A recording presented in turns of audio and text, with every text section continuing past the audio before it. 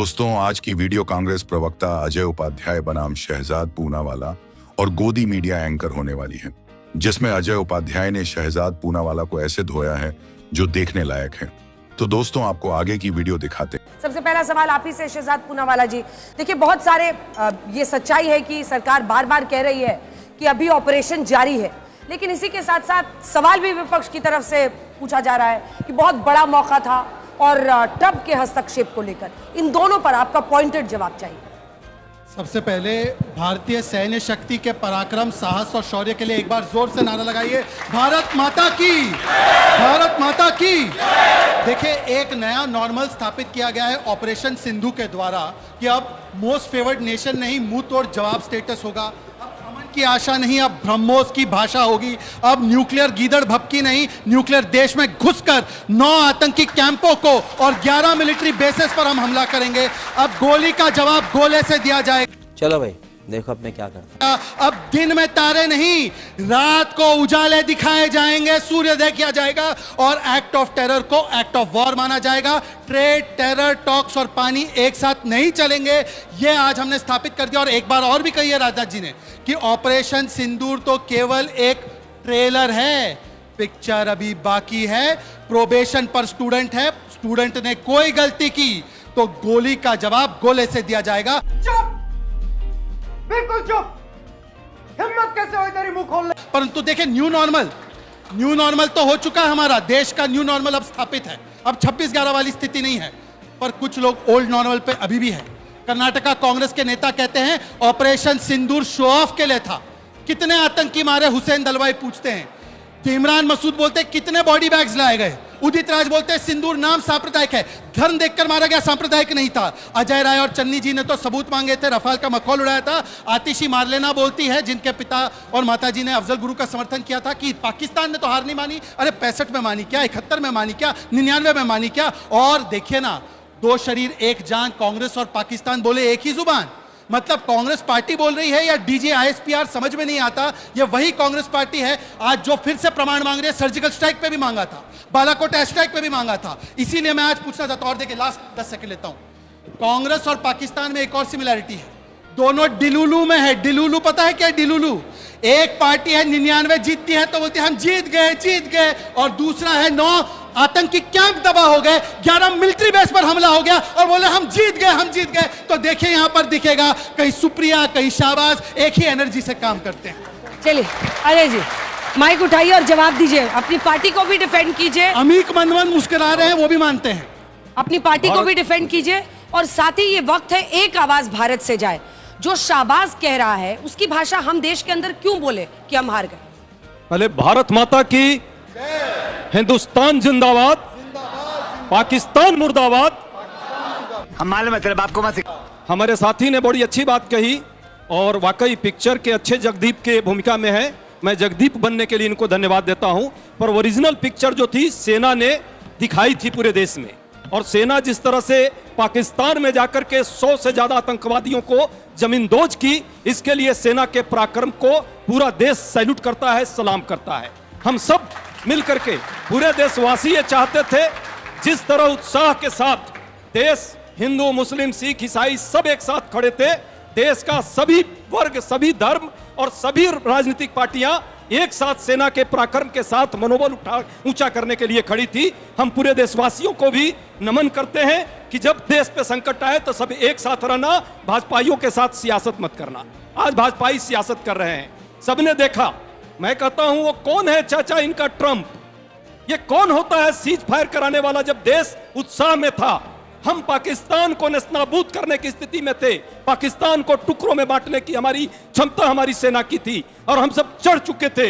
अंजना जी जैसे बहुत सारे साथी, हम भी चाहते थे कि हम कराची में जो है म्यूटेशन कराएं। फिर क्या हुआ? अचानक ये कौन आया व्यापार करने? क्या ये देश व्यापारियों के हाथ में है, या देश, इस देश में लीडर है, या ये डीलर है? डीलर नहीं चाहिए इस देश को, लीडर चाहिए।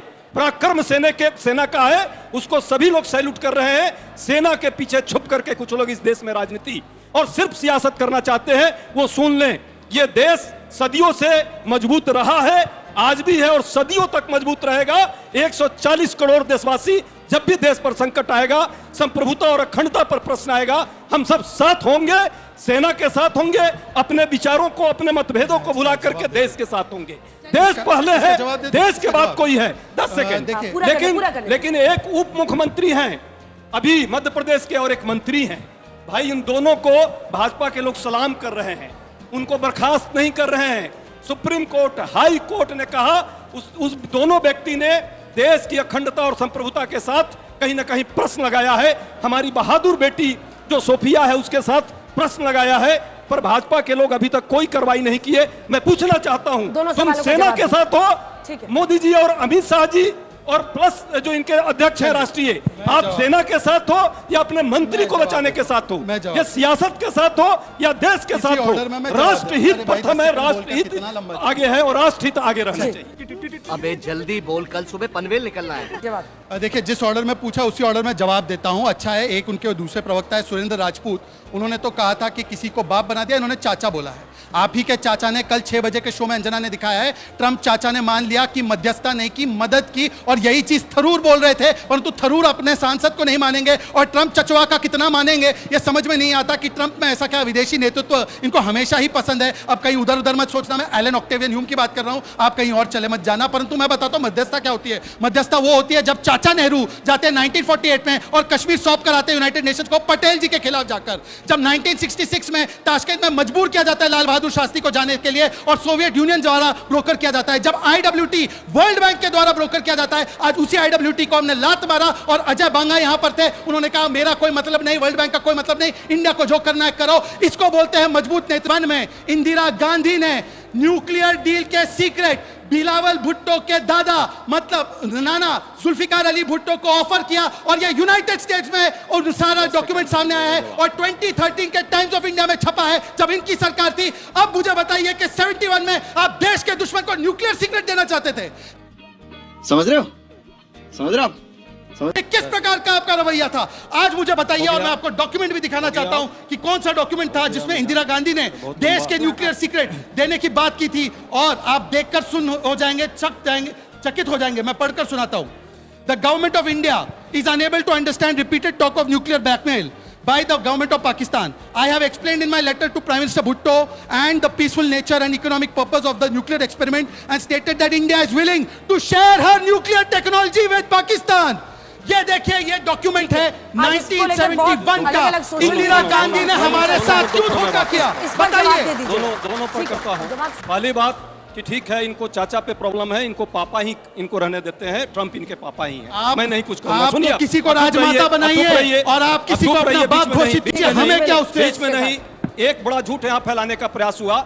इंदिरा जी ने पाकिस्तान को 2 टुकड़ों में बांटा, आज तक इनको प्रॉब्लम हो रही है। इंदिरा जी का जब नाम आ रहा है तो कई पापाओं को दिक्कत हो रही है। मैं समझता हूं क्यों दिक्कत हो रही है और भक्तों को भी दिक्कत हो रही है। होने दीजिए।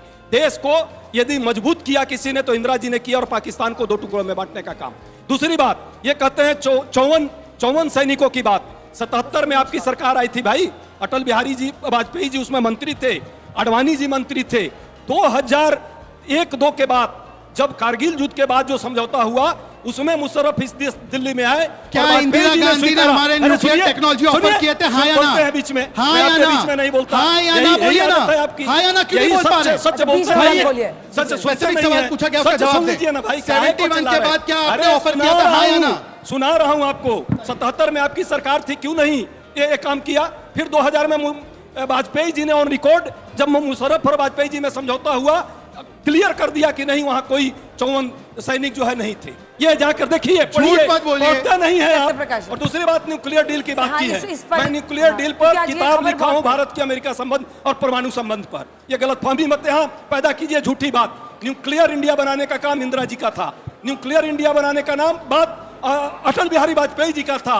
और न्यूक्लियर को विश्व में भारत को स्थापित करने अंजना का जी, काम क्योंकि मुझे झूठा मनमोहन बोला सिंह गया, का मैं था। एक चीज बताना ये तो चाहता हूं, न्यूक्लियर बहुत को डर important गए। है। मैंने crop कर दिया। 99 में भी न्यूक्लियर एक- लिया थी। एक अटल जी intervention ने नहीं चाहता डरा, मैं तो अटल जी की बात कर रहा हूँ, फिर भी एक दिक्कत हो रही है। intervention चाहता हूं, अंजना। अटल बिहारी वाजपेयी आपके प्रधानमंत्री फिर वो देश बोलेंगे के ना, प्रधानमंत्री वो थे, जवाब देंगे। फिर क्यों फिर इतना वो जवाब मुझे लग देंगे। रही 5 सेकंड नया है? fact अटल है, बिहारी 5 वाजपेयी सेकंड, जी से भी प्रॉब्लम है। 5 सेकंड। अंजना मोदी जी केवल की 5 गान सेकंड इतनी आपके ज्यादा शो हो के गई है कि इनको अटल बिहारी जल्दी, वाजपेयी से चलिए, दिक्कत है। ऐसा भाई है, मनमोहन सिंह से ये दिक्कत जो हो इंदिरा सकती है। गांधी वाली इंदिरा बात जी है, से दिक्कत हो प्लीज, सकती लगातार है। नहीं। अटल जी से क्यों प्लीज, दिक्कत हो रही है रोकिए। आपको? अटल जी से अंजना क्यों जी, दिक्कत हो रही रोकिए, है? एक मिनट रोकिए। अटल जी के बारे में देखिए, जानते हैं? एक बार 99 और में बोले, मैं न्यूक्लियर जवाब लिया ले थी। लूंगी। दो लाइन का, सिर्फ 2 लाइन में टोक दूंगी।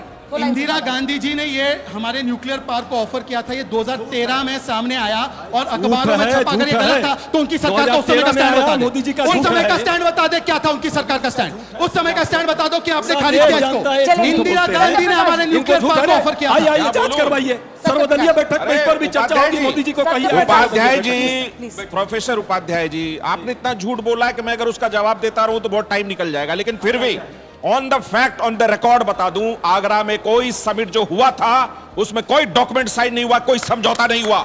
इस बात को आप लोग चेक करिए, ये झूठ बोलते रहते हैं। बंद करो, हाथ जोड़ के मैं मोदी साहब से गुजारिश करता हूँ। मैं बताता हूं, समिट के बारे में आप लाल जानते ही कृष्ण नहीं। अडवाणी गृह मंत्री थे, मुशर्रफ से बात हो रही थी तो कहा कि हम लोग एक्स्ट्राडिशन ट्रीटी कर लेते हैं, मतलब एक दूसरे के अपराधी को सौंप देते हैं। बोला मुशर्रफ ने कोई दिक्कत नहीं। आडवाणी जी ने छूटते हुए कहा दाऊद इब्राहिम को पहले सौंप दो, फिर इनको ये पता नहीं है। लेकिन कुछ महीने बाद क्या हुआ था? मैं एक आगरा चीज समिट में कुछ महीने और बाद जोड़ना क्या चाहता हूं। आगरा समिट में यह बात हुई थी कि आपके देश में जितने सैनिक हमारे हैं, आपको लिस्ट दी जाती है, आप उनको सौंपिए। चूंकि पाकिस्तान का चेहरा दुनिया के सामने नंगा होता कि 1971 से लेकर के अब तक उन्होंने रखा हुआ है हमारे सैनिक को, वो मुकर गया। और आगरा समिट के बाद कुछ हुआ नहीं भारत और पाकिस्तान के बीच। आप यह भी चेक करिए कि भारत में सबसे पहले किसने कहा कि टेरर और टॉक एक साथ नहीं चल सकता? वो एनडीए की सरकार का स्टैंड था, मनमोहन सिंह का नहीं था ये कि टेरर और टॉक एक साथ नहीं चल सकता। ये तो टेरर से 2008 में जब हमला हुआ मुंबई पे और इंडियन एयरफोर्स के चीफ ने कहा कि हम हमला कर सकते, ये डर गए। इतना डरपोक प्रधानमंत्री भारत ने झेला, इतना डरपोक नेतृत्व झेला। आज जब ये इंदिरा गांधी वर्सेस मोदी जी की तुलना होती है, मुझे बड़ी खुशी होती है। क्यों? क्योंकि उसके बाद इंदिरा गांधी के बाद जितने इनके प्रधानमंत्री हुए, राजीव गांधी, नरसिम्हा राव, मनमोहन सिंह, सब फुस्ट निकले। उनकी तुलना नहीं होती इंदिरा गांधी से। अब तुलना होनी नहीं चाहिए, इंदिरा गांधी का समय अलग था। मेरा क्या कहना है कि जब राष्ट्र युद्ध के माहौल में हो और जब राष्ट्र एक लड़ाई लड़ रहा हो भीषण और दुनिया में एक महाशक्ति बनकर उसको उभरना है, अभी कि युद्ध चल रहा था तो आप पीओके ले लेते। तो मेरा कहना, खड़े होने के पहले एक मेनू कार्ड बता के देते थे हमें, ये मेनू कार्ड है, पीओके लोगे तो तुम्हारे साथ है, पीओके नहीं लोगे तो तुम्हारे साथ नहीं है, नौ ठिकाने उड़ाओ। अरे सरकार की रेस्तरा समझ लिया आपने सरकार को? ये कैसे खड़े हैं? दिक्कत क्या है इनकी? आप देखिए, जिस दिन 9 ठिकाने उड़ाए भारत ने, राहुल गांधी जी का प्रेस कॉन्फ्रेंस देखिए। ऐसा उजड़ा हुआ राहुल गांधी मैंने अपने जीवन में नहीं देखा था। इतनी दबी हुई आवाज राहुल गांधी की जीवन में नहीं देखी थी, क्योंकि उसका भी जवाब मिला। इनकी गंदगी देखिए, दिमाग में तुम्हारे गंदगी घुस जैसे गई है। कमजोर मिश्रा जी, दिमाग का इलाज कराइए, तुम दिमाग का राष्ट्रपति को इलाज एएम और कराइए। पीएम बता सकते आपको थे, किसी ये साइकियाट्रिस्ट तरीका से ठीक मिलना नहीं। मिस्टर चाहिए। उपाध्याय, मनोवैज्ञानिक मिस्टर उपाध्याय, मैंने से आपके मिलने बीच की में नहीं जरूरत बोला। नहीं, क्यों मैं नहीं जब बोला? भी मिर्ची राहुल लगाता गांधी के हूं, बारे में ये लोग बोलिएगा। पॉपकॉर्न की नीचे तरह चर्चा मेढक की कहाँ तरह थी? कूदते रहते हैं। पलटूराम ये फंस गया सीएम। मैं मिर्ची बहुत अच्छा लगाता हूँ, आपको नहीं बेनकाब करूंगा। मैडम को चुप कराइए पहले। आप चुप होइए पहले। आपको मिर्ची लगती है, बाद में बात करेंगे। आप समझिए, उसको पहली बार राहुल गांधी जी को एहसास हुआ, अरे ये देश तो बहुत मजबूत लोगों के हाथ में, वो थोड़ा घबरा गए। वो इंतजार कर रहे थे ताका झाकी कुछ मिले। अब मैं सीरियस टॉक पे आता हूं। देखिए, युद्ध जीतने का एक बहुत बढ़िया तरीका होता है, युद्ध को टाला भी जाए, युद्ध को ना भी होने दिया जाए और दुश्मनों को डरा भी दिया जाए। जो भी सरकार ने संतुलित फैसला लिया है, दुनिया की मीडिया लिख रही है कि भारत की सैन्य शक्ति को दुनिया ने परखा, दुनिया ने देखा और चाइनीज मिसाइल सब फुस उड़ गया। चीन भी एक्सपोज हुआ इसमें, इनको दर्द हो रहा है इस बात से। तो मेरा कहना कि भारत जब महाशक्ति बने और कांग्रेस देश के खिलाफ बात करे इस माहौल में, तो देशवासी को सोचना है कांग्रेस के बारे में। अखिलेश जी ने सवाल सुन लीजिए। अखिलेश जी ने कहा है कि जीत का जश्न मनना चाहिए, सीज का नहीं। लेकिन ये फैसला तो सरकार और सेना ही करेगी ना कि हमें अगला कदम क्या करना है या नहीं करना है। काश ऐसा होता कि हमारी सरकार फैसला करती तो आज हम लोगों पर कोई देश में जो 140 करोड़ लोग बैठे हैं, इन्हें दुख नहीं होता। माइक ऊपर। मैं सिर्फ एक बात इतना ही कहना चाहता हूँ हाँ। पहलगाम में हमारे लोग मारे गए, शहीद हुए। उसके बाद प्रधानमंत्री जी ने फैसला लिया, क्योंकि जंगों का फैसला, स्ट्राइक का फैसला पॉलिटिकल फैसला होता है। उन्होंने आदरणीय राहुल जी से, एलओपी से, माननीय अखिलेश जी से, पूरे देश की पार्टियों से बात करा और पूरे देश ने एक स्वर में ये कहा कि प्रधानमंत्री जी, हम आपसे कोई सवाल नहीं करना चाहते हैं। हमारे बहनों का जिन लोगों ने सिंदूर उजाड़ा है, उनसे भारत को इंतकाम लेने के लिए आगे बढ़ना है। हमारी फौजें आगे गईं, पूरा देश एक स्वर में, पूरा पक्ष, पूरा विपक्ष। इतना समर्थन तो इंदिरा जी को भी नहीं मिला होगा जितना आदरणीय प्रधानमंत्री नरेंद्र मोदी जी को मिला। हम मालूम है तेरे बाप को मत। ऐसा मौका था कि पीओके जो आतंकवाद की भट्टी है, पाकिस्तान जो आतंकवादी देश है, उसको नेस्त नाबूद करके हमको वापस आना था। हमारी फौजें आगे बढ़ रही थी। अमेरिका के सदर डोनाल्ड ट्रंप, उनका फॉरेन सेक्रेटरी रूबियो कह रहा है कि हम 24 घंटे से दोनों सरकारों से डील कर रहे थे, उनके राष्ट्रीय अध्यक्षों से बात कर रहे थे। तब हमने ये फैसला लिया, भैया फौज को आगे भेजा। भारत सरकार की तरफ से, रूबियो से, डोनाल्ड ट्रंप से कौन नेता था जो डील कर रहा था कि सीज फायर हो? भारतीय जनता पार्टी का एक नेता कहता है हमारी सेना तो जंगी नहीं लड़ रही थी, तो सीज फायर काहे बात का हुआ? चलो यहां से आगे आ जाओ। देखो, पाकिस्तान जितना बड़ा खतरा है, आज हमें मालूम है कि सबसे बड़ा खतरा उसके साथ जो देश खड़ा है वो चीन खड़ा है। हम आज अगर आपस में लड़ेंगे, खुदा न खास्ता, भगवान न करे, ईश्वर न करे, माइक कल कोई ऐसा दिन दोबारा आया, क्योंकि पाकिस्तान पलटेगा। अगर हम ऐसे डिवाइड हो गए तो हम लड़ नहीं पाएंगे। तो आज क्या प्रधानमंत्री जी को नहीं चाहिए एक ऐसा और पार्टी मीटिंग बुलाए, पूरे देश को इकट्ठा करें और खुद प्रधानमंत्री उस मीटिंग का चेयर करें? अभी मजा आएगा ना। और हम दोबारा ये फैसला करें कि जो आतंकवादी देश है, और हम दोबारा एक बार सोचें कि इंदिरा जी ने, जब अमेरिका ने यूएसएसआर के जरिए दबाव बनाया बांग्लादेश के मामले में, तो इंदिरा जी नहीं मानी। अटल बिहारी वाजपेयी साहब मरहूम हमारे, उन पे दबाव बनाया अमेरिका ने, उन्होंने डील नहीं करी। भारत का कौन सा नेता है जो अमेरिका के डोनाल्ड ट्रंप से डील कर रहा था कि सीज फायर हो? पूरा देश के में गुस्सा है, एक एक नागरिक गुस्सा है कि हमारी फौजों को वापस क्यों बुलाया गया। तो ये कौन नेता था? उस नेता का नाम बताओ।